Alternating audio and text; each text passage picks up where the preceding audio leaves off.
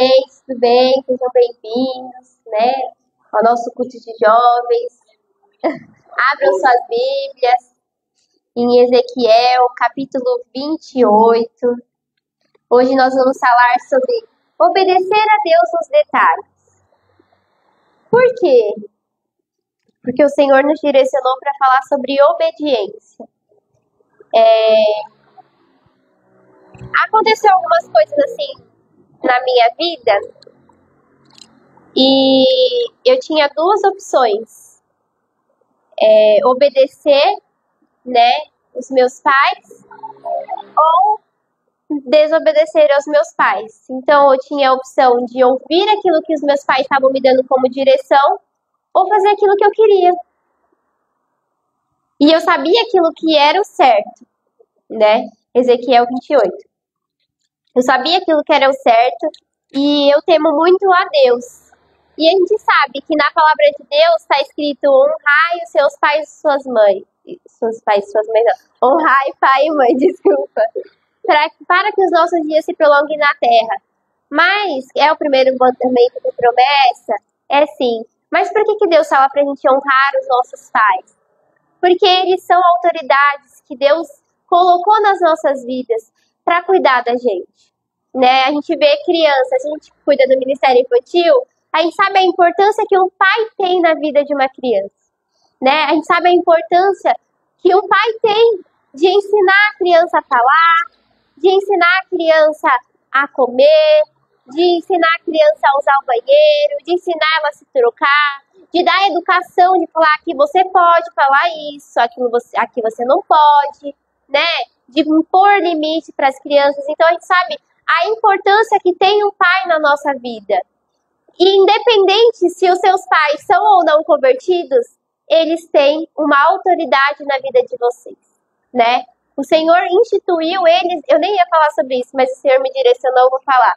O Senhor instituiu eles na vida de vocês. Então, se eles te derem um conselho coerente com a palavra, obedeça, tá? Não seja desobediente aos seus pais. Mas enfim, e aí eu tinha duas opções: obedecer aos meus pais ou desobedecer aos meus pais. E eu sabia que eu precisava obedecer aos meus pais, mas era uma coisa muito complicada. E eu fiquei com medo, porque eu não sabia o que eu ia fazer. E aí o que acontece? Eu tomei uma decisão, claro, de obediência, que eu sou doida, mas depois daquele dia, o Senhor vem falando comigo que Ele quer obediência, meu Deus do céu, obediência nos detalhes. Então, Ele, por exemplo, se a minha mãe falasse: Vitória, você vai pegar essa roupa e guardar. Por mais que eu não quisesse, que eu não gosto, eu iria pegar a roupa mesmo não querendo e guardar. Por quê? Porque o nome disso é obediência. E Ele falou que a partir da obediência Ele traz a paz. Então vamos lá. A gente vai falar sobre obedecer a Deus nos detalhes, desculpa. Agora eu vou perguntar para vocês. Por mais que seja um culto, eu gosto de participação, porque eu me sinto falando sozinha. Eu não gosto de falar sozinha. Ninguém gosta, né? Então eu vou perguntando, a gente vai interagindo, para que o Senhor possa direcionar as nossas vidas para essa ministração. Então, vamos lá. Vocês sabem de onde vem a desobediência? De Satanás, você sabe? Satanás. Da onde vem a desobediência, Sara? Satanás. E você, Flávio, da onde vem a desobediência? Satanás. Exatamente. E a gente vai entender como que aconteceu. O que tinha dentro do coração dele que fez ele se rebelar a Deus. Amém? Então vamos lá. Em Ezequiel, versículo 28, a gente até pode estar falando: nossa, Vitória, não precisava disso. Precisava, porque às vezes a gente acha que a gente está obedecendo, mas a gente não tá. Entendeu? A gente acha que tá fazendo certo, mas a gente não tá. E a palavra de Deus fala que quando a gente acha que a gente está de pé, é para que a gente tome cuidado para não cair. Amém? Então vamos lá. Ezequiel 28, versículo 11, diz assim: e a palavra do Senhor veio a mim: filho do homem, levanta um lamento sobre o rei de Tiro e diz ele: assim diz o Senhor Deus, tu eras o selo da perfeição, cheio de sabedoria e perfeito em beleza. Estiveste no Éden, jardim de Deus. Tu te cobrias de toda pedra preciosa, a cornalina, o topázio, o ônix, o crisólito, o berilo. Eu nem sei que pedras são essas, gente, mas a gente vê que são pedras preciosas, né? O jaspe, a safira, o carbuncolo e a esmeralda. De ouro foram feitas todos os teus tambores e as suas flautas, e eles foram preparados no dia em que fosse criado. Eu te coloquei como querubim da guarda. Estiveste sobre o monte santo de Deus, andaste no meio das pedras resplandecentes. Tu eras perfeito nos seus caminhos, desde o dia que fosse criado, até que se achou maldade em ti. Teu coração se encheu de violência por causa do teu muito comércio, e pecaste, por isso te lancei profano, fora do monte de Deus, e o querubim da guarda te expulsou dos meios das pedras resplandecentes. O teu coração elevou-se por causa da sua beleza, corrompeste a tua sabedoria, por causa do teu resplendor. Por isso te lancei por terra, coloquei-te diante dos reis, para que te contemple. Profanaste os teus santuários, pela multidão das suas maldades. Na injustiça do teu comércio, fiz sair do meio de ti um povo, que te consumiu e te transformei em cinza sobre a terra. À vista de todos os que te contemplavam, todos que te conhecem, entre os povos estão assustados contigo. Chegaste a um fim horrível, e não mais existirá para todo o sempre. Então a gente sabe que a gente conhece a história de Satanás? Que ele era um anjo de luz, né? Vou contar de novo, tá? Só para contextualizar. Satanás, ele foi instituído lá no céu. Existe uma hierarquia. A gente aprende isso no estudo bíblico que você vai fazer, você vai aprender. Existe uma hierarquia. Ai, você sabe a hierarquia? Não lembro. Mas eu sei que existe uma hierarquia. Assim como tem uma hierarquia aqui na Terra, existe uma hierarquia no céu. Então, Deus, aí tem os anjos. E nos anjos tem a hierarquia dos anjos. Tem arcanjos, querubins, serafins e todos os anjos que existem. Tem uma hierarquia. Quem faz o quê? Quem faz aquilo? Enfim, tem isso. Tem que ter essa disciplina. Deus é muito organizado, né? Eu fiquei pensando agora, Deus é tão organizado que até os anjos deles, ele colocou uma hierarquia. E aí o que acontece? Satanás, ele estava como um dos tops do top. Ele era um anjo de luz. Ele se vestia de pedras preciosas. O cara era rico, gente. O tambor que ele tocava, a flauta que ele tocava era de ouro. Pensa, ele entregava louvores a Deus. E aí o que aconteceu? O coração dele se rebelou contra o Senhor. Por quê? Porque ele não quis. Não é que nem a gente que tem a referência em Jesus e a cada dia que passa a gente quer ser mais parecido com Jesus, né, para fazer as coisas certas. Não, ele quis ser Deus. O coração dele se encheu de arrogância, de orgulho, de maldade, de violência. Ele queria um lugar que não era dele. Não existe uma hierarquia? Quando a gente toma um lugar que não é nosso, a gente age que nem Satanás. Porque todo mundo tem um espaço no mundo espiritual. Se você não cumprir seu espaço, aí é complicado. Outra pessoa vem e cumpre. Quando a gente fala de chamada, se o Senhor te chamou para dançar e aí ela não quer dançar, que é o chamado da Lana, e ela não quer dançar, o Senhor levanta outra pessoa para dançar, para liderar o ministério, para ensinar as pessoas a adoração. Ele levanta, mas não era para ele levantar outra pessoa, era para ser a Alana, entendeu? E o Senhor vai te colocar no lugar que você tem que estar. Independente de você querer, independente de você não querer. O Senhor tem um plano para cada um de nós. Ele tem um propósito para as nossas vidas. A gente até pode pensar, não sei o que o Senhor quer da minha vida, nem eu sei. O que eu sei é que Ele quer que eu adore Ele. E que Ele quer que eu obedeça a palavra dEle. Que eu pratique aquilo que Ele me ensinou. Então, Satanás, ele quis um lugar que não era dele. Um espaço que não era dele, não cabia a ele. Nenhuma pessoa suporta a glória de Deus. A gente não consegue ser um Deus.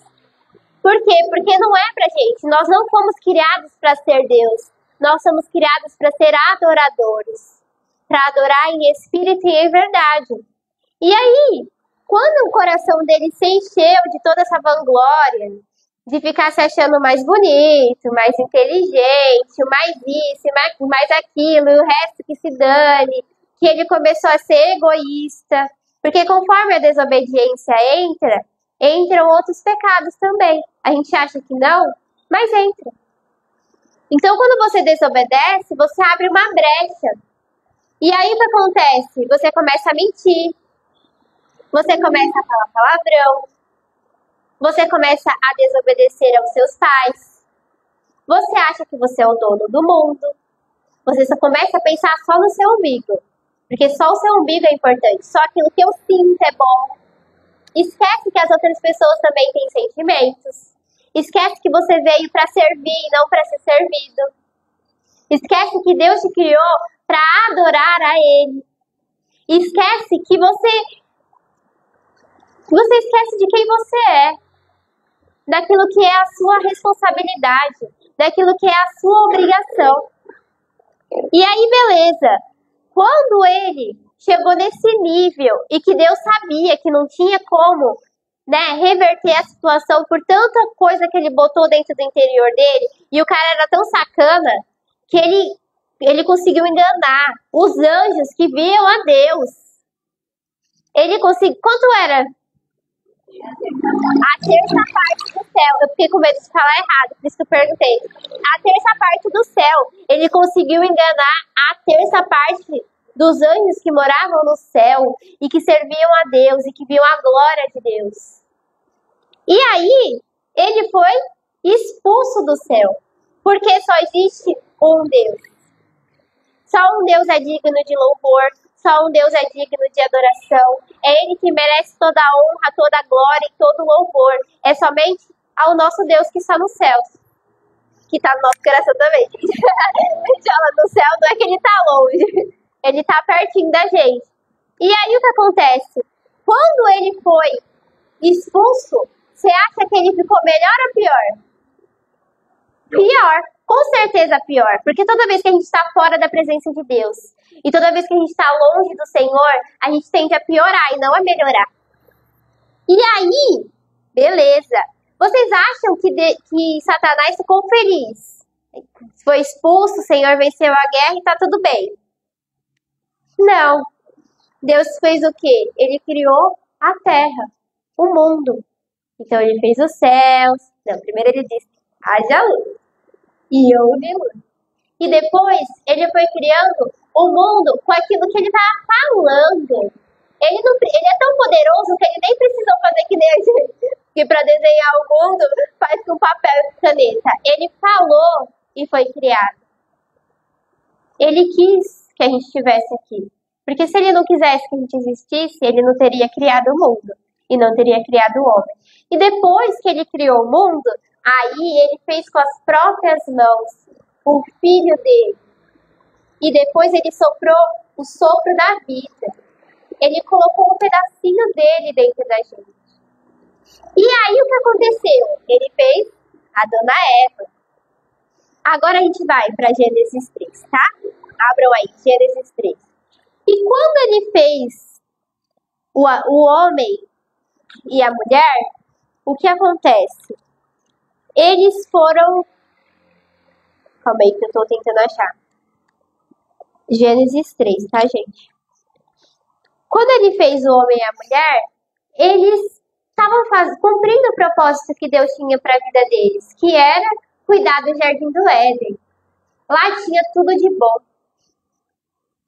Eles podiam ver Deus face a face e ter um tempo de comunhão com Deus todos os dias. Isso é um privilégio. E aí, a única coisa que Deus falou para eles foi: vocês podem comer de todos os frutos, menos o fruto do conhecimento do bem e do mal. Deus poderia ter tirado e não colocado o fruto do conhecimento do bem e do mal? Poderia. Mas o que ele pede pra gente? Obediência. Então ele colocou o fruto do bem e do mal lá no Jardim do Éden. E aí que vem a bendita, não sei se eu falo assim, mas veio a serpente para enganar Eva. Agora a gente vai ler que tem umas partes importantes. Vai lá. Gênesis 3, a partir do verso 1. Ora, a serpente era mais astuta de todos os animais do campo que o Senhor Deus havia feito.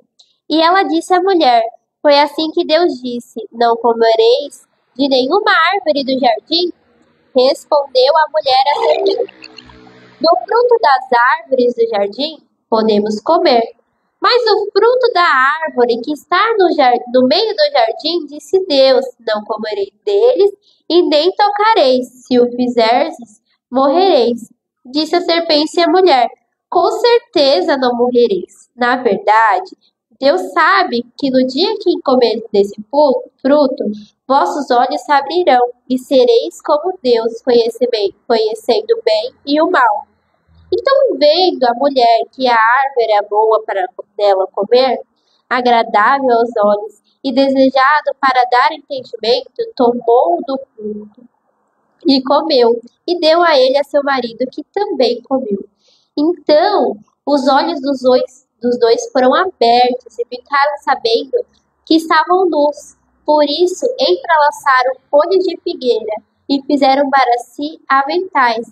Ao ouvirem a voz do Senhor Deus, que andava pelo jardim, que no final da tarde, o homem e a mulher se esconderam na presença de Deus entre as árvores do jardim. Mas o Senhor Deus chamou o homem, perguntando: onde estás? O homem respondeu: ouvi a tua voz no jardim e tive medo, porque estava nu, por isso me escondi. Deus perguntou-lhe outra vez: quem te mostrou que estavas nu? Comeste da árvore da qual eu ordenei que não comesse? Respondeu o homem. Respondeu o homem: a mulher que me deste me deu da árvore e eu comi. E o Senhor Deus perguntou à mulher: que foi que fizeste? E ela respondeu: a serpente me enganou e eu comi. Então o Senhor Deus disse à serpente: por que fizeste isso?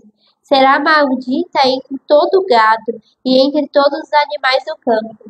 Andará sobre o teu ventre e comerás pós todos os dias da tua vida. Porém, inimizade entre ti e a mulher, entre a tua descendência e a desobediência dela. Esta te ferirá a cabeça, e tu lhe ferirás o calcanhar. E disse para a mulher: multiplicarei grandemente a tua dor na gravidez. Com dor dará à luz ao filho, e o teu desejo será para o teu marido, e ele te dominará. E disse para o homem: porque deste ouvidos a voz da sua mulher, e comeste da árvore, da qual eu te ordenei não comerei delas, maldita é a terra por tua causa, com sofrimento comerá delas todos os dias da tua vida. Ela te produzirá espinhos e ervas daninhas, e terás de comer as plantas do campo. Do suor do teu rosto comerão o teu pão, até que te torneis a terra, pois dela foste tirado, porque és pó, e ao pó tomarás. Adão chamou a Eva, sua mulher, porque ela foi a mãe de todo vivente. E o Senhor fez roupas de peles para Adão e a sua mulher, e os vestiu. Então disse o Senhor Deus: agora o homem tornou como um de nós, e conhece o bem e o mal. Não suceda que estenda a mão e tome também da árvore da vida, coma e viva eternamente. Ai, que legal, gente! Por isso o Senhor Deus o mandou para fora do jardim do Éden para cultivar o solo do qual foi tirado. E havendo expulsado o homem, pôs a leste do jardim do Éden os querubins e uma espada flamejante que se resolvia por todos os lados por guardar o caminho da árvore da vida. Então, a gente vê que Satanás, ele conseguiu enganar. E ele faz a mesma coisa com a gente. Às vezes não é com o fruto do conhecimento do bem e do mal que parece muito bom.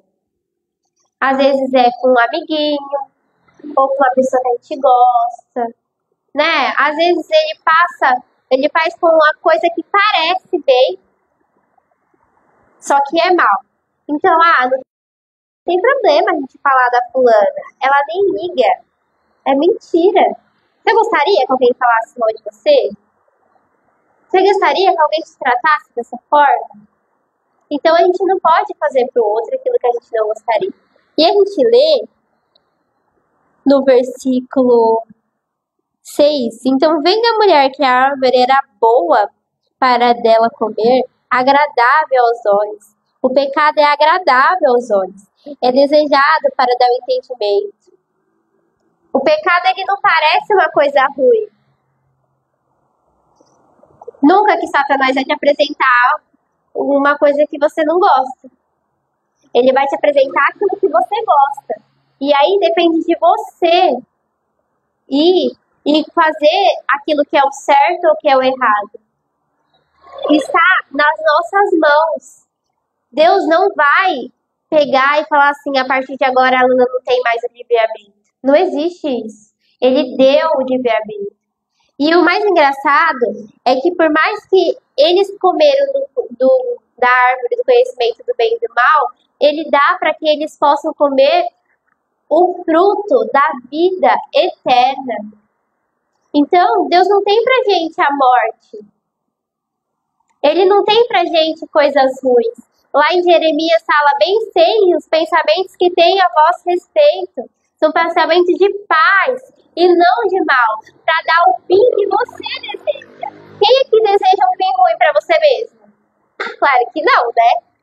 Eu, por exemplo, já quero ser milionária. Quer dizer, milionária eu acho que tá pouco para esse mundo de hoje em dia. Mas eu quero ser ricaça, ter um carro bacana, uma casa da hora, né? Eu preciso aprender a dirigir, né, Senhor? Eu vou aprender. Em nome de Jesus. Deixa eu casar que eu aprendo a dirigir. Carro. Moto eu não quero. Moto é doida, né? É, né? Moto pilota, carro dirige. Pra mim é a mesma coisa. Tá no volante, tá dirigindo. É o quê? A moto tem guidão, gente. Pra mim era um volante da moto diferente. Mas enfim, eu não vejo qualquer coisa pra mim. Eu não desejo qualquer coisa pra mim. Eu desejo coisas boas. Eu não quero o pior carro, a pior casa, ou não ter um carro e não ter uma casa. Não. Você quer sempre o melhor para você. E o Senhor, ele pode nos entregar o melhor, mas ele nos pede obediência. Sabe quando seu pai, que você tá na sua casa e fala, pai, eu quero isso, seu pai te dá? Ou a sua mãe? Com Deus é a mesma coisa. Só que você só ganha se você é obediente. Porque se você não for obediente, na minha casa, pelo menos, eu não ganhava nada. Porque eu nunca obedeci. Eu não era uma criança muito fácil. Tadinha da minha mãe. Mãe, eu te amo. Pai, eu te amo. Eu não era uma criança muito fácil. Porque eu tinha uma personalidade, um gênio, né? E o Senhor trata o nosso interior. Quem me conhece de pequena não acha que eu sou a mesma pessoa. Aí a gente tem a prova viva da Sara, né? Eu tô falando de atitudes, porque o meu jeito é o meu jeito. O Senhor me fez assim, eu não vou mudar. Só se Ele quiser, lógico. Mas de atitudes, né? De pensar, poxa, eu não vou fazer isso. Minha mãe falava que eu era egoísta. Eu nunca achei que eu era egoísta, gente. Até que um dia eu falei, nossa, poxa, Vitória, mas aí, isso daí também, não sei o que aconteceu, mas eu sei que teve um dia que eu pensei, poxa, eu só tô pensando em mim. E as outras pessoas ao meu redor? Eu preciso pensar também. Por quê? Porque o egoísmo é um pecado. Então, Deus nos chama para ser obediente. Eu nem usei, né, Senhor? Nem usei o que eu escrevi, mas amei.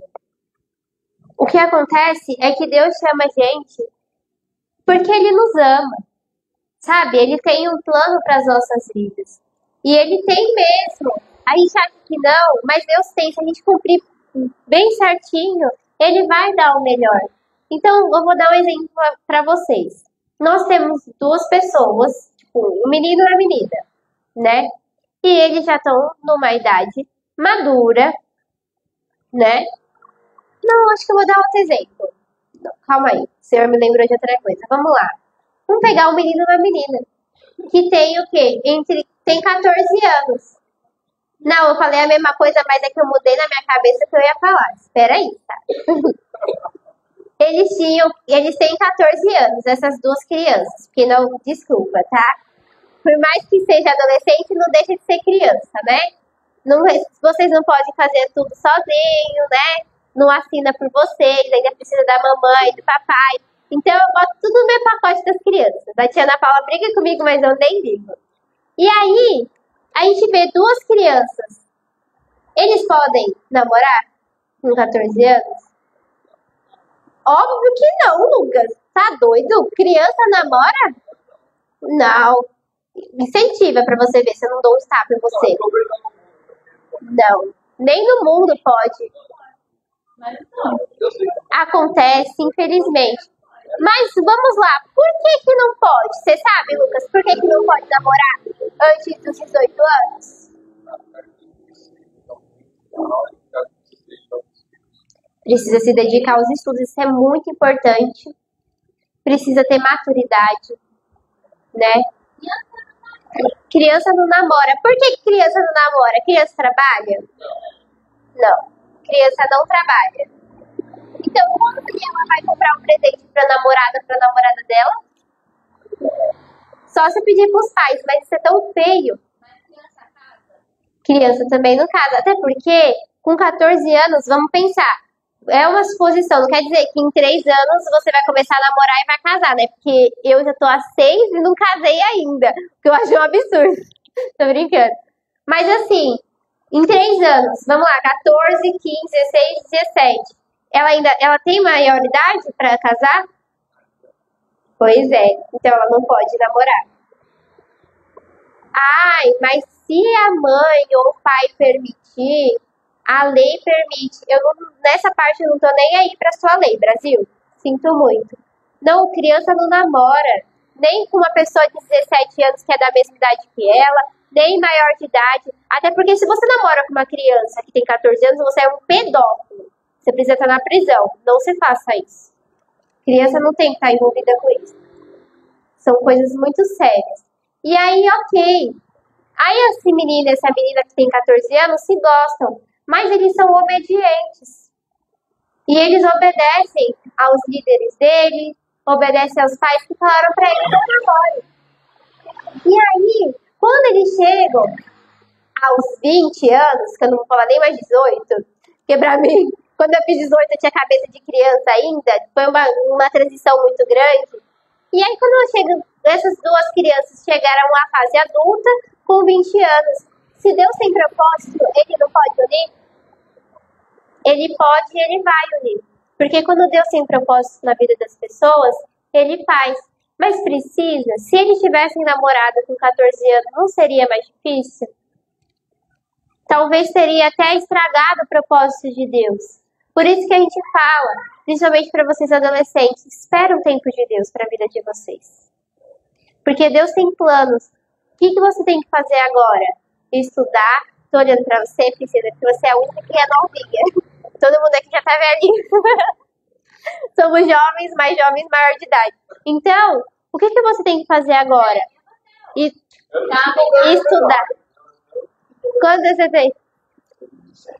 Já tá quase 30 anos. Ah, tem sua idade, Alana, quase. Aí, ó.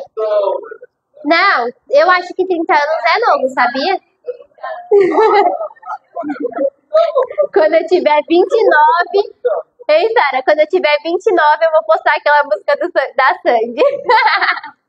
Não ligo, vou postar. Mas, enfim, o que você tem que fazer agora? Estudar. pensar qual profissão que eu vou fazer. Não só pensar, mas buscar no Senhor. Deus, qual profissão que o Senhor quer que eu seja? Porque eu queria fazer direito e o Senhor pediu para fazer publicidade. E eu gosto de publicidade agora, não gostava não. Aquelas, quase terminando a faculdade, comecei a gostar, gente. Mas por quê? Porque por mais que eu não queria, eu fui obediente, porque Deus tem um propósito para minha vida. Aí, o Senhor te falou qual a faculdade que você vai fazer, você tá no ensino fundamental, né? Daqui a pouco vem o ensino médio. Tá em que ano? Oitavo. Ano que vem você já tem que se preparar para fazer a ETEC.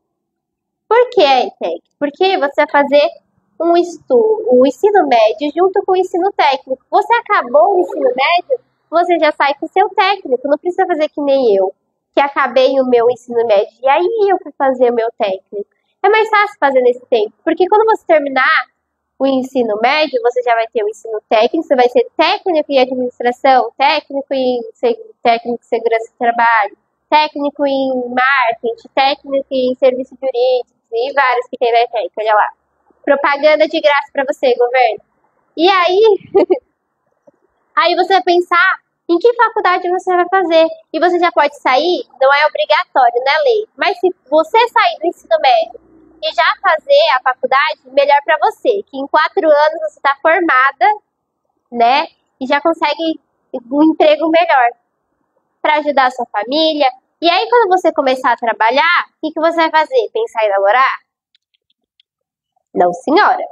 Você vai começar a investir seu dinheiro. Por quê? Porque quando você começar a namorar, você vai querer comprar uma casa. Porque viver de aluguel é difícil. Viu? Quem vive de aluguel aqui sabe. Eu não vivo, não. Graças a Deus. E nem pretendo sair da minha casa pra morar de aluguel, né? Deus é pai. E aí você vai investir o seu dinheiro para comprar um apartamento, para comprar uma casa. Isso é um planejamento do futuro. Se você atropelar tudo isso, acabou. Isso é um planejamento. Ah, mas eu sei outra coisa para minha vida. Aí é problema de vocês com o Senhor. Mas eu tô dando um caminho. Às vezes pode ser que o Senhor quer que você faça o seu técnico depois. Glória a Deus, nem foi o meu caso. Amém. Mas existem processos e a gente precisa vencer esses processos. O Senhor tem processos para a vida de cada um. Quem aqui não está no processo de Deus? Quem aqui o Senhor não está ensinando alguma coisa diferente? A casa de vocês está tudo em ordem? Está assim, 1000 maravilhas. Nossa, glória a Deus. Nem a minha. Nem a minha. Mas o que eu tenho que fazer? Obedecer a palavra de Deus. Porque a palavra de Deus fala que no mundo tereis aflições. Ele não falou que ia ser do perfeito. Mas tem de bom ânimo. Porque ele já venceu o mundo. Ele já se entregou na cruz pelos nossos pecados. Ele gente, no culto de domingo do aniversário da igreja, eu tava chorando. Falei, nossa, Deus, para, eu não quero mais saber o que você sofreu. Não que eu não invalidando o seu sofrimento, mas é que eu não tenho estrutura emocional para saber tudo aquilo que o Senhor sofreu. Obrigada, porque eu já sei que o Senhor quebrou os ossinhos, não. A palavra dele fala que ele não quebrou os ossinhos, mas que ele foi pregado, que saiu muito sangue, que enfiou. Enfim, várias e várias pessoas. Só de pensar, já fiquei agoniada. O Cláudio tava rindo do meu lado, eu falei, meu, pelo amor de Deus. Não rindo, tipo, de que engraçado ou zombando, mas é porque ele gosta de saber dessas coisas. Eu nunca vi uma coisa dessa. E aí, eu falei assim, cara, obrigada, Jesus, por ter se entregue por mim. Por ter sofrido tudo isso que o Senhor sofreu. E eu falei, eu preciso obedecer. Eu preciso fazer conforme aquilo que está na palavra dele. E a gente não vai falar assim, ai, do dia para o outro você vai conseguir. É um processo. Mas a gente não pode dar desculpa de estar no mesmo processo toda vez. Amém? Isso é aquilo que o Senhor me entregou. Agora a gente vai fechar os nossos olhos e começar a pedir para que Deus mostre para vocês situações em que vocês foram rebeldes.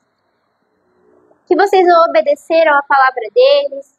Que você não praticou aquilo que estava na palavra. Eu não vim aqui para apontar dedo em ninguém e falar, nossa, você é desobediente. Não, eu vim aqui trazendo a palavra que Deus me deu, para que a gente possa ter a consciência que nós precisamos obedecer a Deus. Nós precisamos estar sensíveis a ouvir a voz dele. e a cumprir a palavra dele, e a querer fazer o propósito do Senhor. E se Deus te falar, não faça isso, não faça isso. Se a sua pastora falar, não faça isso, é porque Deus já mostrou para ela aquilo que aconteceu, o que pode acontecer. Então, comece a colocar diante do Senhor as situações que você achou que estava tudo bem, mas que não estava. Sabe? Que você achou que você estava obedecendo e que você descobriu que não era obediência, era rebeldia. Que você foi uma pessoa desobediente, que você estava com a desobediência velada. Em nome de Jesus, vamos ser obedientes ao Senhor, porque quando a gente é obediente ao Senhor, as outras coisas são mais fáceis de tirar. É mais fácil de tirar os outros pecados quando a gente tira a raiz do problema, que é a desobediência. Senhor, em nome de Jesus, Pai, nós nos colocamos na sua presença novamente. E que o Senhor possa vir tirar de nós tudo aquilo que não te agrada. E trazer, Senhor, à nossa memória situações onde a gente desobedeceu ao Senhor, onde a gente não cumpriu as direções que o Senhor tinha para as nossas vidas. Em nome de Jesus, Pai, o Senhor fala que a desobediência a gente precisa tirar pela raiz. Tira, Senhor, pela raiz a desobediência do nosso coração. Nos torna, Senhor, filhos obedientes, sensíveis, maleáveis à sua presença.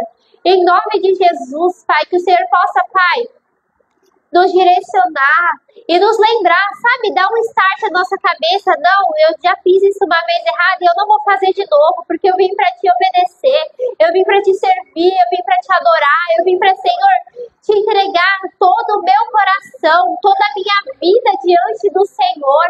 Em nome de Jesus, Pai, tira, Senhor, toda a desobediência do meu coração. Em nome de Jesus, abre, Senhor, os meus olhos espirituais. Abre, Senhor, os meus ouvidos, para que eu possa, Senhor, estar sensível ao ouvir a sua voz. Para que eu possa, Senhor, cumprir aquilo que o Senhor tem para minha vida. Em nome de Jesus, Pai,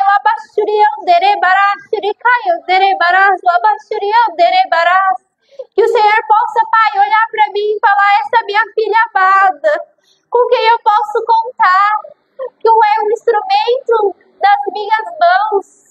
É uma serva de Deus, que ouve, Senhor, as suas direções. Em nome de Jesus, que o Senhor possa fazer que nem o Senhor fez com Jó, que deu um testemunho sobre ele, porque ele era um servo bom e fiel. Que o Senhor possa olhar para mim e falar: essa é minha filha boa e fiel. Que eu sei que qualquer coisa que eu colocar na vida dela, ela vai permanecer na minha presença, obedecendo os meus mandamentos. Em nome de Jesus, Pai,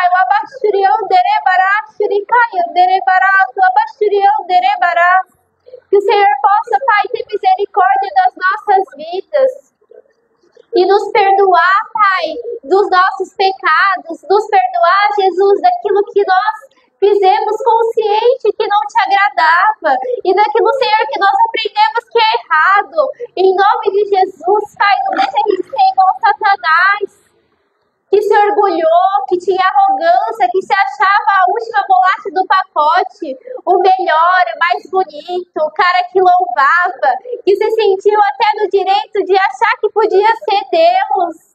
Oh, Senhor, tem misericórdia de nós. Não deixa a gente se sentir assim. Coloca humildade no nosso coração. Em nome de Jesus, Pai, eu quero, Senhor, te servir, eu quero te obedecer. Eu quero, Pai, estar mais perto do Senhor, em nome de Jesus, Pai.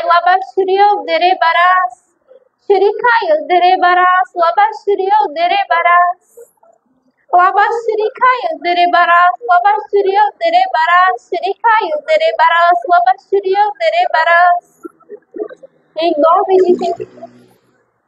Amém.